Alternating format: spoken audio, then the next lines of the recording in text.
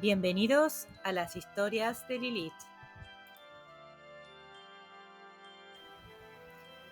Hola amigos, bienvenidos a otro capítulo más de esta aterradora historia.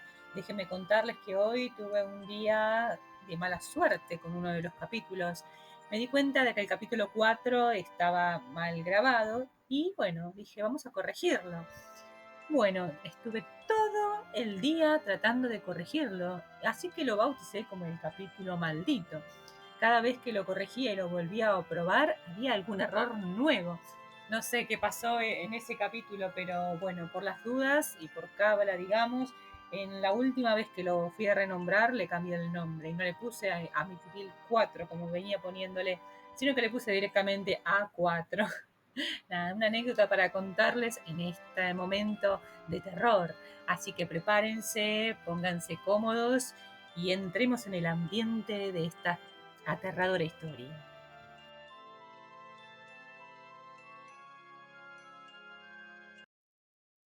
Capítulo 13. 1 de enero de 1976. George y Casey fueron finalmente a acostarse a la 1 de la mañana. Habían estado ya durmiendo por un tiempo que más adelante calcularon en no más de 5 minutos, cuando los despertó una ráfaga de viento que pasó rugiendo por el dormitorio. Las frazadas de la cama fueron arrancadas literalmente de los cuerpos de la pareja, dejando a George y a Casey tiritando. Todas las ventanas del cuarto quedaron abiertas de par en par y la puerta del dormitorio, bamboleada por las corrientes de aire, se abría y cerraba sin parar. George saltó fuera de la cama y corrió a cerrar las ventanas. Casey recogió las frazadas del suelo y volvió a tirarlas sobre la cama. Ambos habían quedado sin aliento por obra de aquel despertar sobresaltado, y aunque la puerta del cuarto se había cerrado ruidosamente, todavía podían oír el viento que rugía en el pasillo del piso de arriba. George abrió bruscamente la puerta y recibió en el rostro otra ráfaga helada. Encendió la luz en el vestíbulo y quedó sorprendido al ver que las puertas del cuarto de costura y del cuarto de vestir estaban enteramente abiertas y que el vendaval entraba libremente por ellas. Solo la puerta del dormitorio de Missy seguía cerrada. George corrió primero hacia el cuarto de vestir, luchando contra el ventarrón que le daba de frente, y logró con un esfuerzo bajar las ventanas. Luego fue al cuarto de vestir y con los ojos llenos de lágrimas por causa del frío cerró una ventana. Pero George no pudo mover la ventana abierta que daba sobre el río Amityville. Golpeó furiosamente el marco con los puños y por último la ventana cedió, deslizándose hasta abajo. Él siguió allí parado, tratando de recobrar el aliento, temblando dentro de su pijama. El viento ya no silbaba por los corredores de la casa, pero él podía oír el violento rumor del vendaval afuera. El frío era el mismo de siempre. George echó una mirada más en torno antes de pensar en Casey. «Querida», dijo, levantando la voz, «¿estás ahí?» Casey, que había seguido los pasos de su marido por el pasillo, también había visto las puertas abiertas y la puerta cerrada del dormitorio de Missy. Con el corazón que le latía violentamente, Casey corrió hasta el dormitorio de su hija y se precipitó dentro. Encendió las luces. El cuarto estaba caldeado, casi demasiado. Las ventanas estaban cerradas y tramadas, y la niña dormía profundamente en su cama. Algo se estaba moviendo en el cuarto. Casey se dio cuenta de que era la hamaca de Missy que balanceaba lentamente junto a la ventana. Luego oyó la voz de George. «Querida, ¿estás ahí?» George entró al dormitorio. El calor lo sobresaltó. Tuvo la impresión de estar frente a una chimenea encendida. Inmediatamente tomó cuenta de todo, de la niña que dormía tranquilamente, de su mujer, de pie junto a la cama de Missy, de la incrédula expresión de susto en la cara de Casey y de la pequeña hamaca que se balanceaba. Dio un paso hacia la hamaca y ésta inmediatamente cesó de balancearse. George se detuvo, quedó absolutamente quieto e hizo una señal a Casey. Llévala abajo, date prisa. Casey no pidió explicaciones a George. Levantó a la niña de la cama, con frazadas y todo, y salió apresuradamente del cuarto. George marchó detrás de ellas y cerró la puerta dando un portazo, sin incomodarse en apagar las luces. Casey empezó a bajar cautelosamente las escaleras hasta el piso bajo. En el pasillo el frío era intenso. George subió corriendo las escaleras hasta el piso más alto, donde dormían Danny y Chris. Cuando George bajó del último piso, unos minutos más tarde, vio a Casey sentada en el cuarto de estar, oscurecido, con Missy en sus brazos, profundamente dormida. Encendió la luz y la araña hizo desaparecer las sombras de los rincones. Casey se dio vuelta y miró a George con aire interrogativo. «Están perfectamente», dijo él. «Los dos duermen. Arriba hace frío, pero los chicos están bien». Casey echó aire por la boca y notó que el vapor formaba una nube en el aire frío. George encendió rápidamente el fuego. Los dedos estaban ateridos y se dio cuenta de repente que estaba descalzo y que no se había echado nada encima del pijama. Finalmente logró encender un pequeño fuego con un diario y aventó la llama con las manos hasta que unos rescoldos se encendieron. De cuclillas frente a la chimenea podía oír el viento que aullaba afuera. Luego se volvió y miró a Casey por encima del hombro. «¿Qué hora es?», fue lo único que se le ocurrió decir en esa ocasión, comentó más adelante George Lutz. También recuerda la expresión de la cara de Casey cuando él hizo esa pregunta. Casey lo miró un instante y luego contestó: «Creo que son más o menos...». Pero antes de terminar la frase se echó a llorar y todo su cuerpo empezó a temblar convulsivamente. Acunaba a Missy en sus brazos y sollozaba a la vez. «Oh, George, estoy loca de terror». George se paró y avanzó en dirección a su mujer y su hija. Se puso en cuclillas frente a la silla y abrazó a ambas. «No llores, querida», susurró. «Yo estoy aquí. Nadie va a hacer daño ni a ti ni a la nena». Los tres permanecieron en esa postura por cierto tiempo. Lentamente el fuego se fue animando y el cuarto se fue calentando. George tuvo la impresión de que los vientos empezaban a amainar afuera. Cuando oyó que el quemador de combustible emitía su clic en el sótano, supo que eran las 6 de la mañana del primer día del año. A las 9 de la mañana la temperatura en la casa de Ocean Avenue se había elevado hasta 23 grados. George realizó una excursión a fin de examinar ventana por ventana, desde la planta baja hasta el último piso. No había evidencias visibles de que alguien hubiera estado jugando con los cierres de los postigos en el piso alto, y George siguió desconcertado. ¿Cómo era posible que algo tan estrafalario hubiera ocurrido?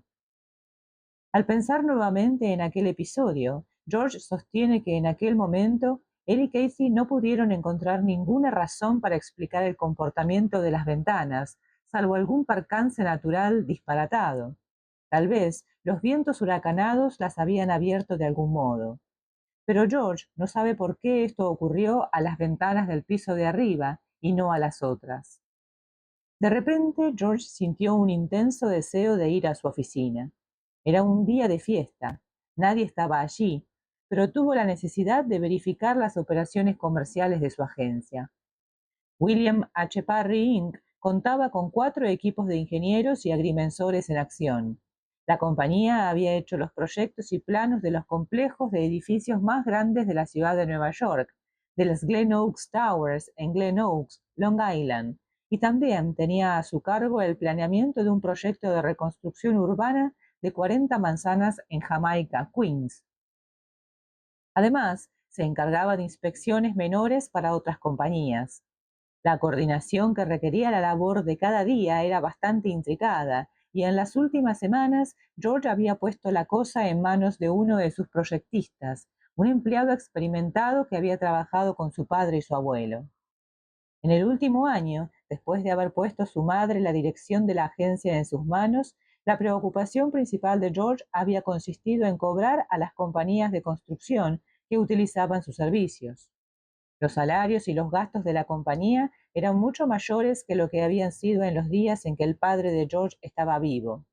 También había que encontrar la manera de pagar por 6 autos adquiridos y nuevos equipos para el trabajo in situ.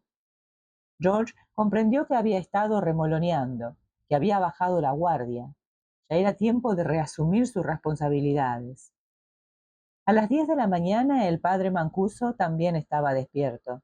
No había podido dormir mucho y se había levantado varias veces en la noche para enjuagarse las manos con el linimento que el médico le había recetado.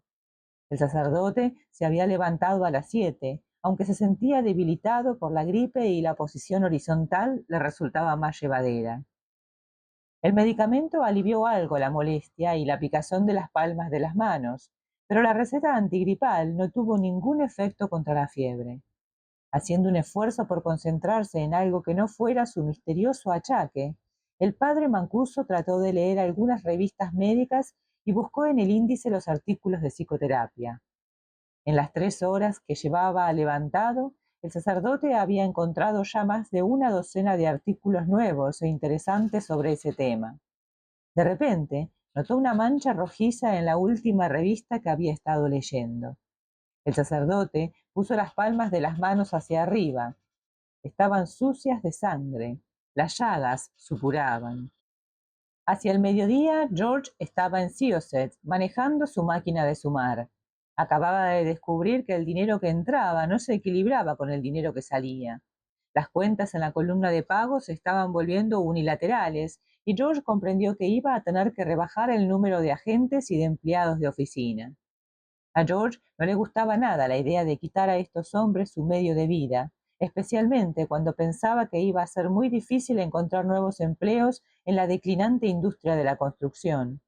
Pero había que hacerlo y se estaba preguntando cómo lo iba a hacer y por dónde iba a empezar. De todos modos, no se detuvo demasiado tiempo en el tema, ya que había otros problemas más urgentes. Antes de que terminara la semana bancaria, al día siguiente, viernes, iba a tener que transferir fondos de una cuenta de banco a otro, para cubrir cheques extendidos a los abastecedores. Sumergido en estos cálculos, George no advirtió el paso del tiempo. Por primera vez, desde el 18 de diciembre, George Lutz no estaba pensando en sí mismo o en la casa de Ocean Avenue. Pero su mujer estaba pensando muy intensamente en la casa.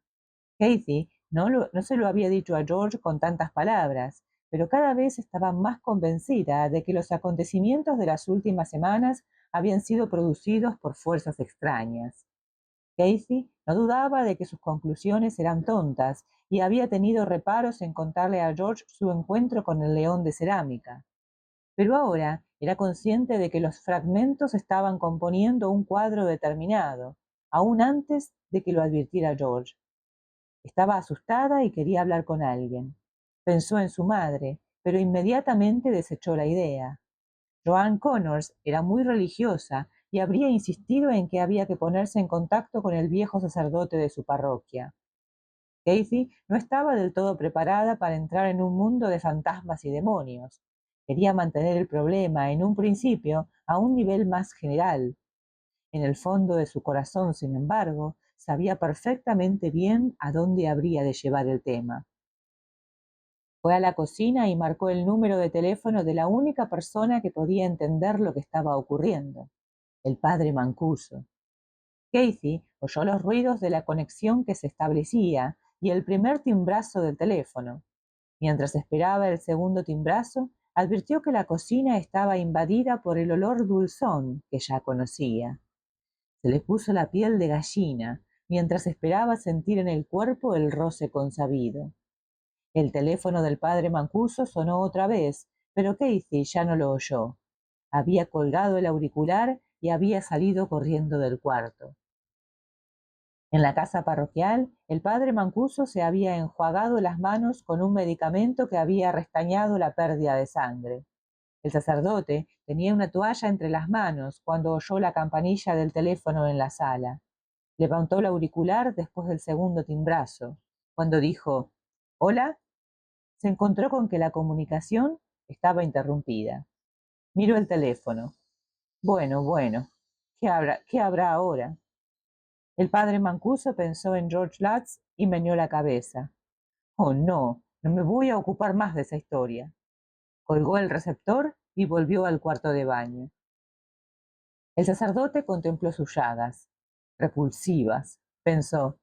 Luego se miró la cara en el espejo. ¿Cuándo terminará todo esto? Decía su imagen en el espejo. Su enfermedad era, por cierto, visible. Las ojeras eran más oscuras y la palidez del cutis era malsana.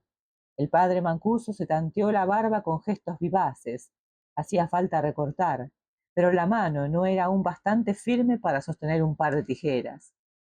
El padre Mancuso asegura que al contemplar su imagen en el espejo, se puso a pensar repentinamente en la demonología. El sacerdote estaba enterado del alcance del tema y de los varios fenómenos ocultos que abarcaba, pero nunca le había gustado, ni siquiera cuando había seguido un curso en sus días estudiantiles en el seminario. Nunca había intentado profundizar el punto. El padre Mancuso conoce otros sacerdotes que han dedicado una atención especial a la demonología, pero nunca ha tenido tratos con un exorcista. Cualquier sacerdote está autorizado a practicar ritos de exorcismo, pero la Iglesia Católica prefiere que esta ceremonia peligrosa quede limitada a los clérigos que se han especializado en enfrentar casos de obsesión y posesión. El padre Mancuso había mantenido la mirada fija en el espejo del cuarto de baño, pero no había hallado respuestas a su dilema, y pensó que ya había llegado el momento de abrirse ante su amigo, el párroco de la parroquia del Sagrado Corazón. La nieve que había caído esa mañana obstruía las carreteras, volviéndolas peligrosas. A medida que avanzaba el día, iba haciendo más y más frío. Los autos empezaban a resbalar y patinar en las charcas congeladas que cubrían los caminos de Long Island. Pero la nieve ya había dejado de caer en el momento en que George volvía a Amityville en auto desde su oficina. El viaje transcurrió sin percances. La senda de entrada a la casa de Eugene Avenue estaba cubierta de nieve reciente. George se dio cuenta que iba a tener que abrir un camino para la camioneta antes de entrar. Lo haré mañana, se dijo, y dejó el vehículo estacionado en la calle, que un camión municipal de barrio acababa de despejar. Notó que Danny y Chris habían estado jugando en la nieve. Los trineos de los niños estaban sobre los escalones que llevaban a la puerta de entrada a la cocina. En el momento de entrar en la casa, vio que había un reguero de huellas de nieve derretida que atravesaba la cocina y subía los escalones. Casey tiene que estar arriba, pensó.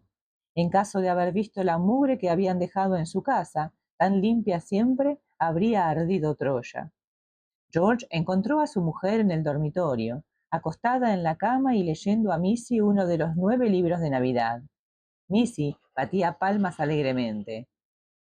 Hola, dijo él. Casey y Missy levantaron la mirada. ¡Papá! Exclamaron las dos al unísono, saltando de la cama y rodeando cariñosamente a George. Por primera vez en mucho, mucho tiempo, como pareció a Casey, la familia Lutz pudo celebrar una cena feliz.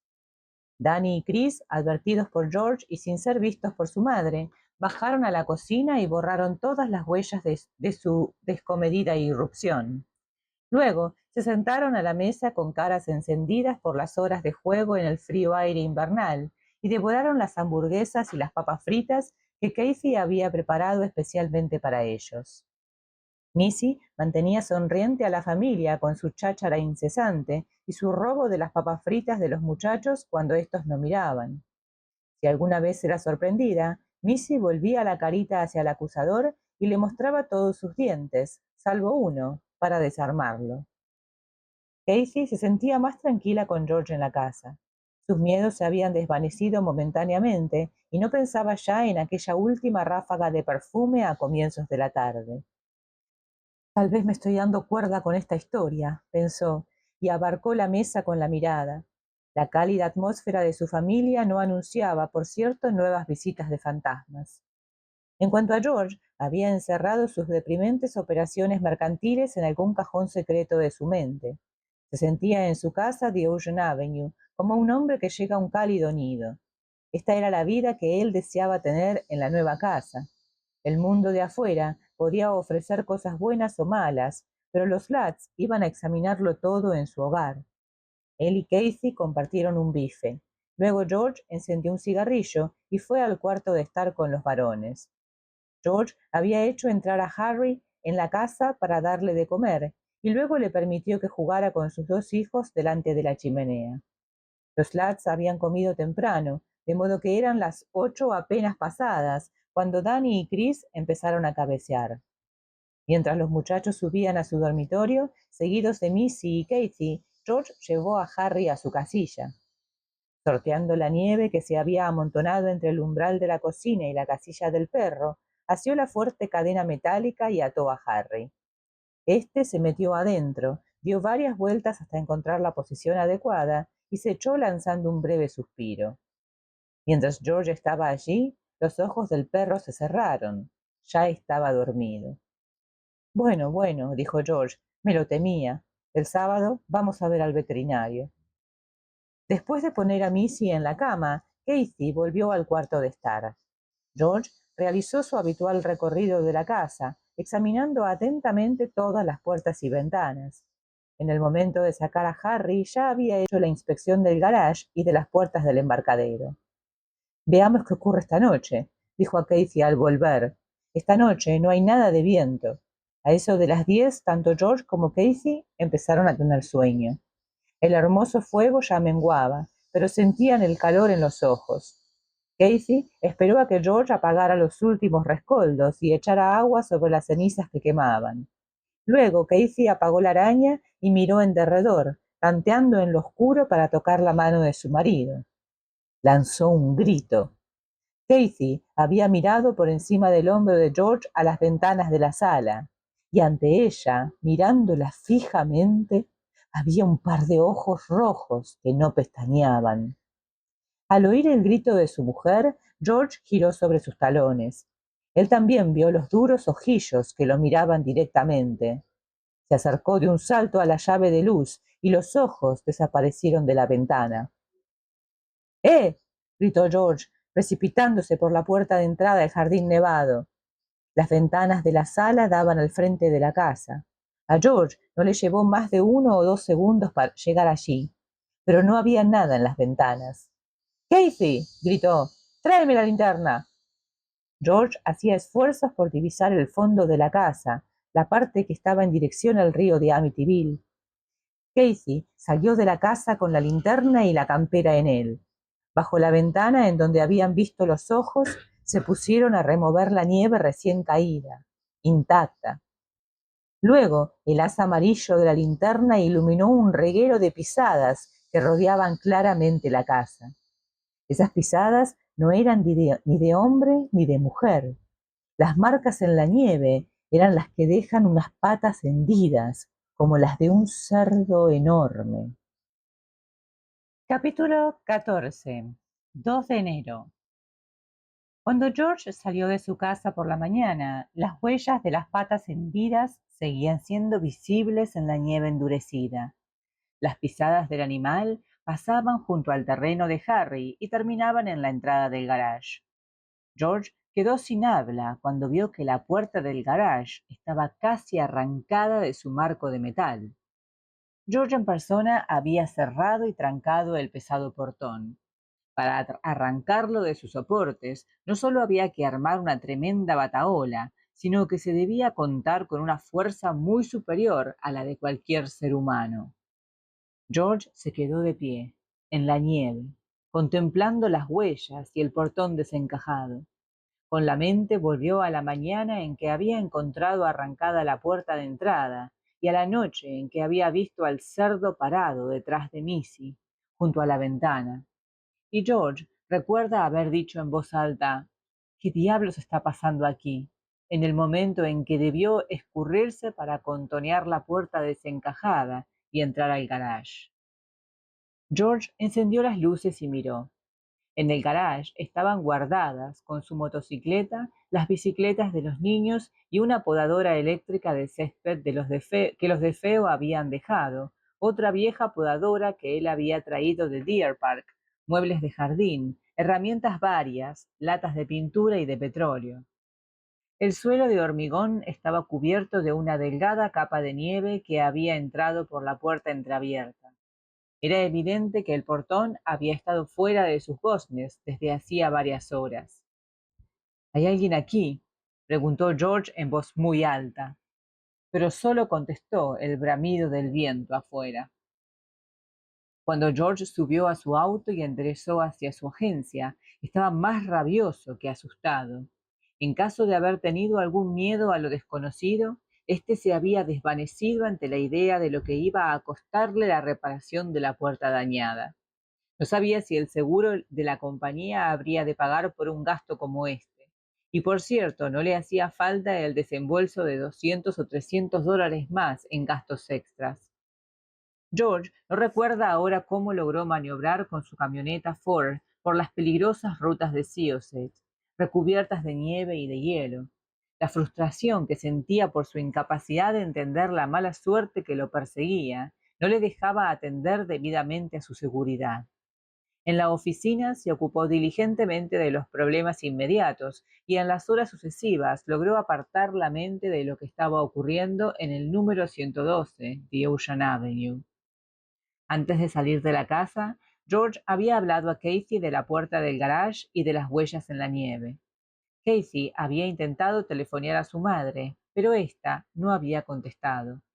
Casey recordó que Joan siempre hacía sus compras los viernes por la mañana para evitar las multitudes de los sábados en el supermercado. Subió hasta su dormitorio con la intención de cambiar las sábanas en los cuartos y pasar la aspiradora por las alfombras. La mente de Casey aceleraba su ritmo al pasar revista a la enérgica limpieza que iba a hacer en su casa por primera vez. Si no encontraba una plena ocupación hasta el instante de la vuelta de George, se iba a venir abajo. Lo sabía.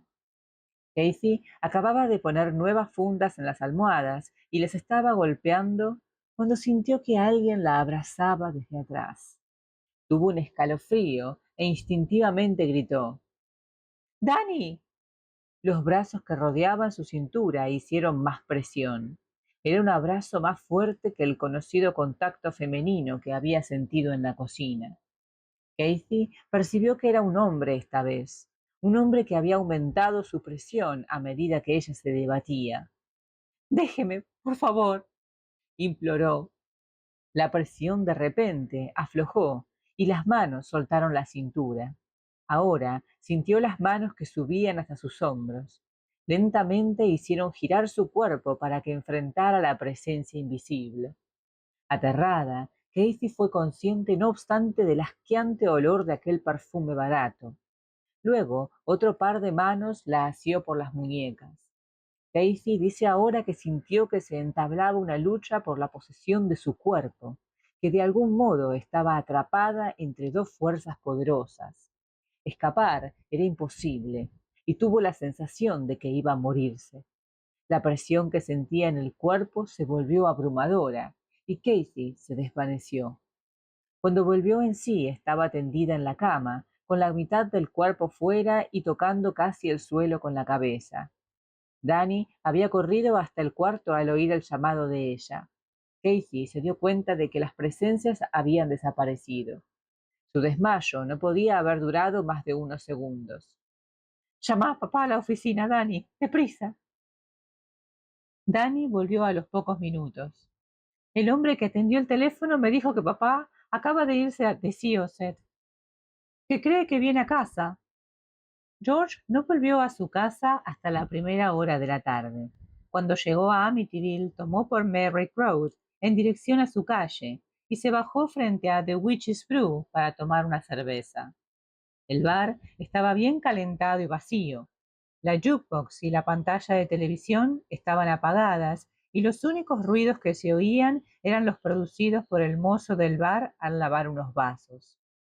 Al entrar George, el hombre levantó la mirada e inmediatamente reconoció al parroquiano del otro día. «Hola, amigo, me alegro de verlo por aquí».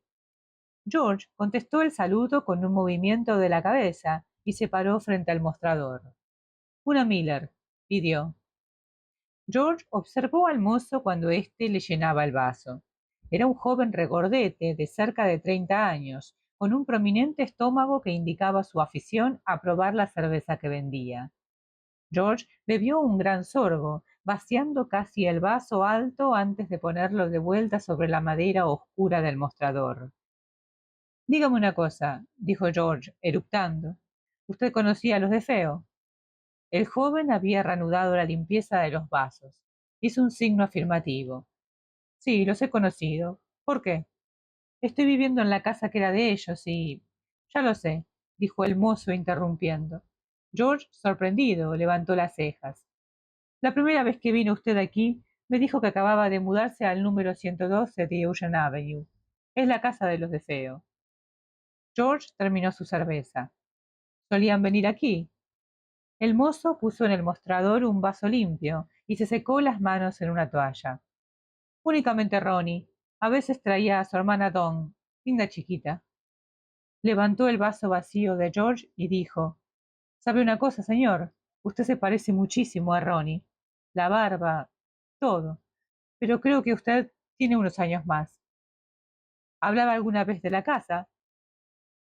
El hombre del bar puso una nueva cerveza delante de George.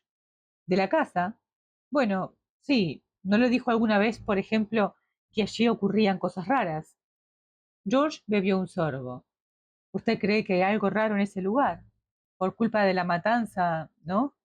No, no. George levantó una mano. Solo le he preguntado si Ronnie de Feo dijo alguna vez algo antes de esa noche. El mozo echó una mirada en derredor para cerciorarse de que nadie lo estaba oyendo. Ronnie nunca dijo nada por ese estilo a mí, personalmente, e inclinó la cabeza hacia George. Pero le puedo decir una cosa. Yo estuve allí una vez. Habían dado una gran reunión y el padre de Ronnie alquiló mis servicios por el día. George había terminado la mitad de su segunda cerveza. ¿Qué impresión le hizo la casa? El mozo abrió sus gordos brazos en un gesto amplio. Magnífica. Una casa realmente magnífica. Sin embargo, no pude verla mucho. Todo el tiempo estuve en el sótano. Por cierto que esa noche corrió mucha cerveza, mucho whisky. Era el aniversario del matrimonio de Feo. Volvió a echar una mirada en torno. ¿Sabía usted que allí abajo tenían un cuarto secreto?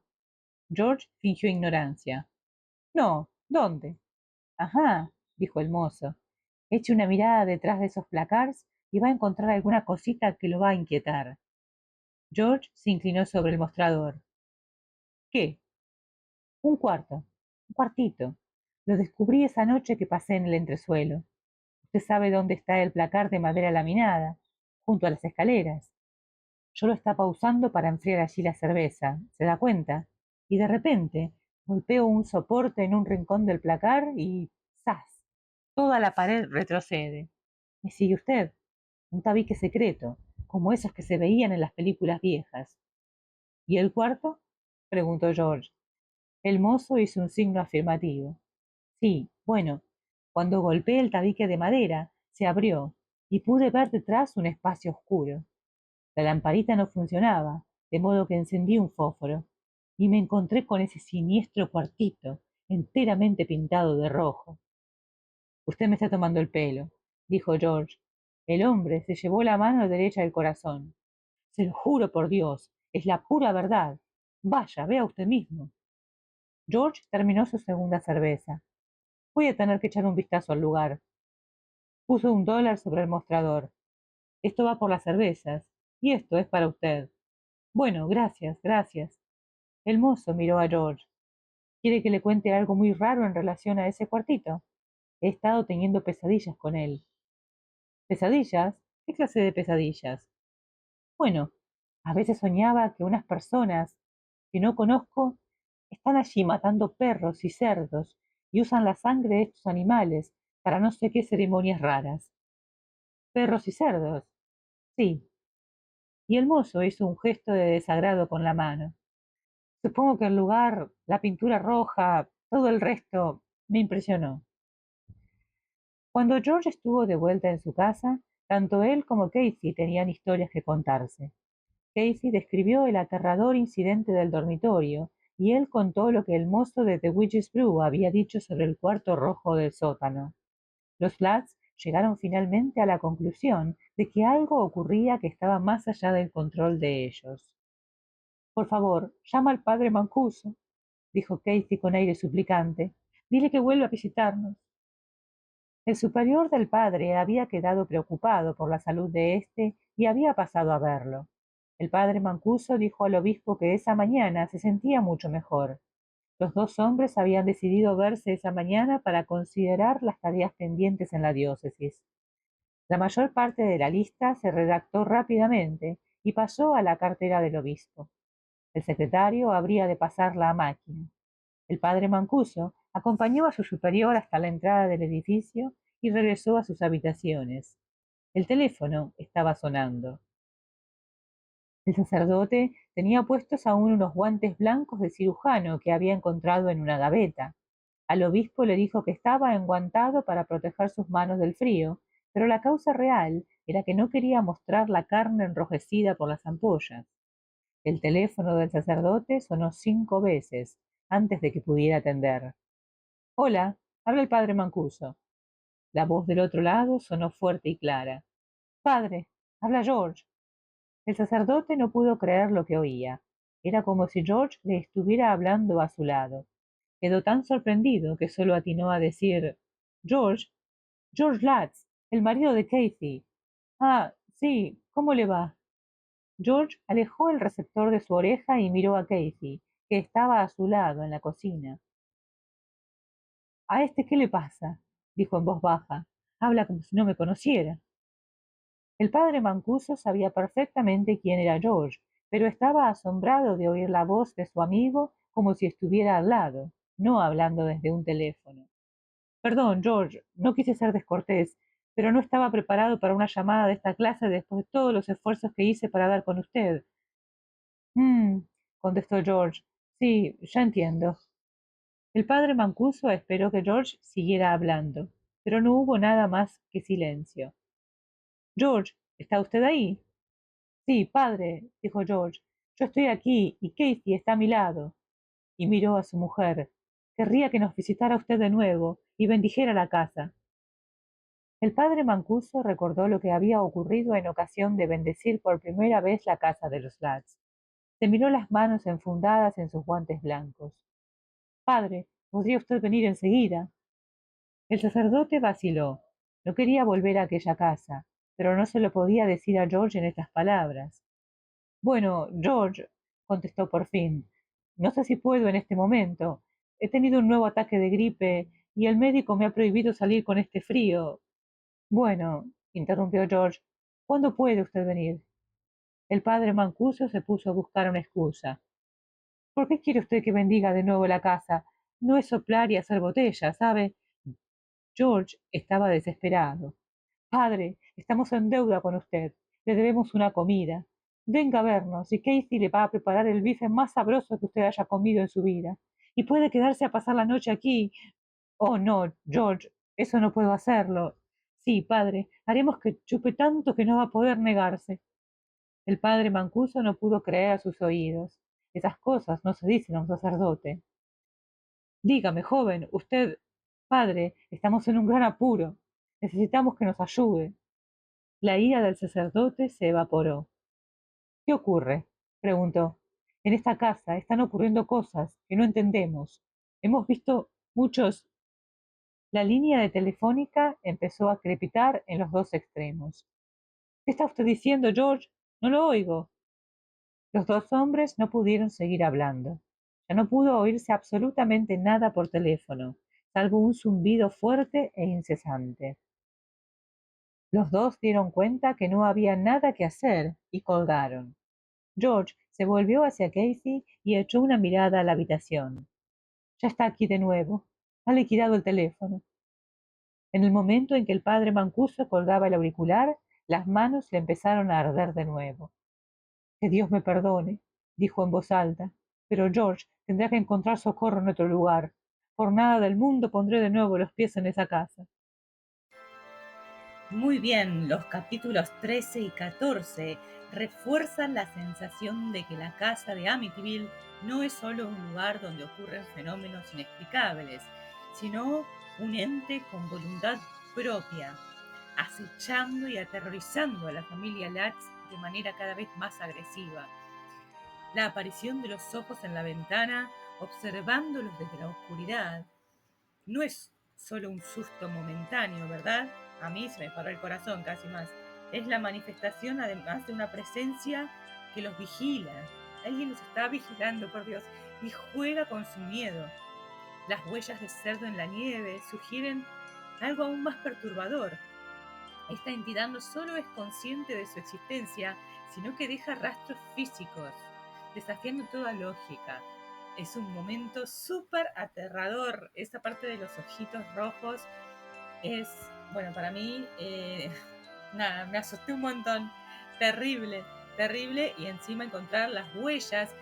A este espíritu, a este ser, no le importa hacerse notar, evidentemente, ¿no? Luego la experiencia de Casey atrapada por esa fuerza invisible que la sujeta hasta dejarla inconsciente marca un punto crítico en la pesadilla. La amenaza no es solo visual o auditiva, también pueden tocarlos, pueden someterlos a su voluntad. Ella no podía deshacerse. Eh, Nada, se vuelve bastante intensa la cuestión. Y yo no sé realmente cómo después de semejante experiencia pueden quedarse. ¿O qué pasa? O se acostumbren, si no, no, acostumbrémonos a que esto va a suceder y dejemos de tener miedo. ¿Puede suceder eso? ¿Puede una persona acostumbrarse a este tipo de cosas? ¿Ustedes qué opinan? Mientras tanto, el padre Mancuso sigue advirtiéndoles, pero parece que ya es demasiado tarde. La casa no solo los está asustando, sino que los está atrapando en su influencia, ¿no? Yo para mí que es un poco por eso que ellos no se van. George, en su intento de entender lo que ocurre, también está investigando en el bar donde Ronnie DeFeo solía beber, como si buscara respuestas en el pasado de la casa. Pero, ¿realmente hay una explicación racional para lo que está sucediendo? O peor aún, ¿acaso la casa se está asegurando de que George siga su propio camino de locura, tal como ocurrió con DeFeo, con Ronnie? Porque hasta el momento lo vemos a él muy seguro de sí mismo, ¿no? A pesar de que tiene miedo, él realiza una investigación, empieza a preguntar, está como decidido a no irse, obviamente, ha invertido un capital muy grande en esa casa. Pero bueno, sin embargo, lo toma bastante racionalmente, entre comillas. Y aún así nos preguntamos si no está siendo influenciado por la casa. Tal vez está simplemente siguiendo los mismos pasos del otro asesino, ¿no? No lo sabemos todavía. Estos capítulos nos dejan con una certeza inquietante. Igualmente, la familia Latz está perdiendo el control de su propia realidad. La casa no solo los aterroriza, sino que los envuelve en su historia macabra, como si fueran las próximas víctimas de una tragedia. Así que estemos atentos a lo que está pasando porque nada, se vuelve muy interesante. Ya no es cuestión de voluntad propia, ¿no? Acá hay una fuerza realmente muy poderosa que todavía no sabemos qué es ni quién es. Sí, se descubrió un poco que hubo un cementerio indio enterrado, que bueno, que estuvieron obviamente las muertes de los deseos, que muchas cosas han sucedido, pero no sabemos exactamente quién o qué es lo que está eh, obrando, ni con qué propósito, ¿verdad? Así que bueno, continuaremos con estos capítulos súper inquietantes, súper atrapantes, así que los voy a estar esperando en el próximo, en el capítulo 8 ya. Si les gusta, obviamente, por favor, compartan, dejen like y díganme qué opinan de este capítulo, cuál fue la parte que más miedo les causó y bueno, nada, qué piensan acerca de la actitud de George. ¿Está siendo influenciado por la casa para actuar de esta manera o es terco y por lo que pagó no quiere irse? Bueno, ¿cuál es la razón por la cual esta familia sigue estando allí? Nada más, espero que les haya gustado. Los veo la próxima. Cuídense mucho. Adiós.